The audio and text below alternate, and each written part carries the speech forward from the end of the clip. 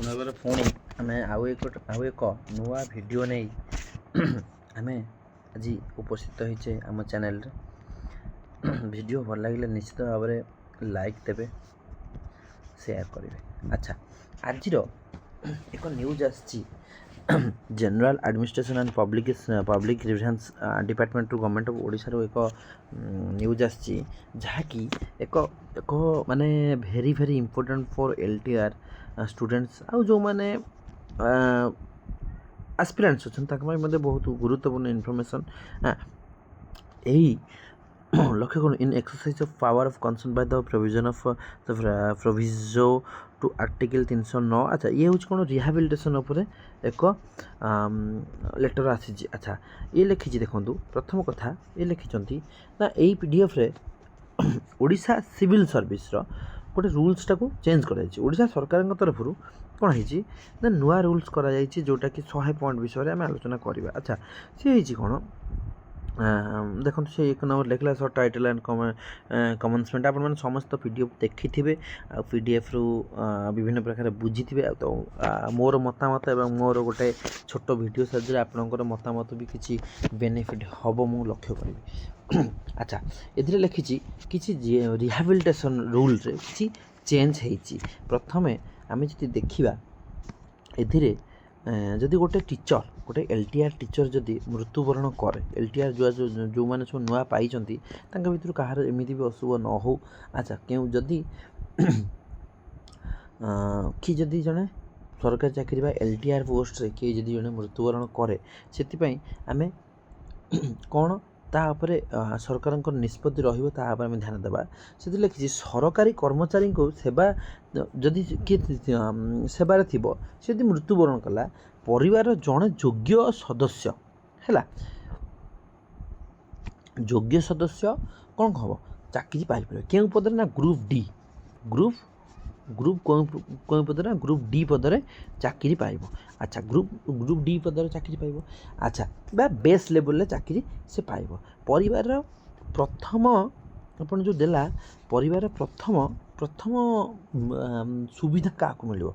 ପ୍ରଥମେ first priority କାହାକୁ ଦିଆଯିବ ନା ପ୍ରଥମ ପ୍ରାୟୋରିଟି ଦିଆଯିବ ତା'ର ହଜବ୍ୟାଣ୍ଡ ବା ୱାଇଫ୍କୁ ପ୍ରଥମ ପ୍ରାୟୋରିଟି ଦିଆଯିବ। ଧର ଯଦି ହଜବ୍ୟାଣ୍ଡ ମରେ, ୱାଇଫ୍କୁ ଚାନ୍ସ ଦିଆଯିବ। ଯଦି ୱାଇଫ୍ ମରିଯାଏ, ତାହେଲେ ହଜବ୍ୟାଣ୍ଡକୁ ପ୍ରଥମ ଚାନ୍ସ ଦିଆଯିବ ଚାକିରି କରିବା ପାଇଁ। ଯଦି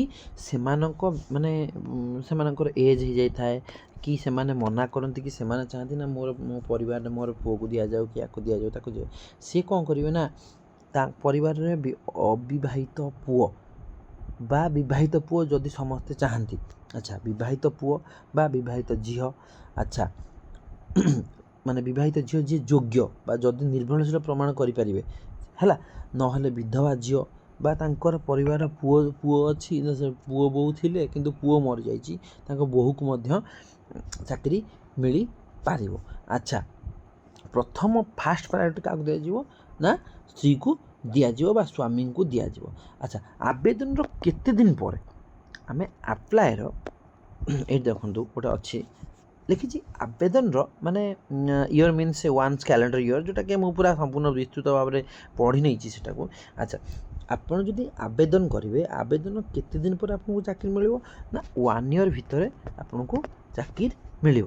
ଆଚ୍ଛା, ଇଏ ତ ଗଲା। ଯଦି ଆପଣଙ୍କର 2 ବର୍ଷ ହେଇଯାଏ, ଯଦି ସପୋଜ୍ ଧରିନିଅ 1 ଇୟର୍ ଭିତରେ ଆପଣ ଚାକିରିରେ ମାନେ ଆବେଦନ କରିପାରିଲେନି, କୌଣସି ଗୋଟେ ମାନେ ଭ୍ୟାଲୁଏବୁଲ୍ ବା ଆପଣଙ୍କୁ ଗୋଟେ ଲିଗାଲ୍ ୱେରେ ଆପଣ କହିଲେ ଯେ ହଁ ମୁଁ ଗୋଟେ ଏଇ ବର୍ଷ ପାଇଁ ଏଇ ପ୍ରୋବ୍ଲେମ୍ ପାଇଁ ମୁଁ ଏଇ ବର୍ଷ ଆପ୍ଲାଏ କରିପାରିନଥିଲି, ସେଥିପାଇଁ ଆପଣଙ୍କୁ ରିଲାକ୍ସ କରାଯାଇପାରେ। କିନ୍ତୁ ଯଦି କେସ୍ ବା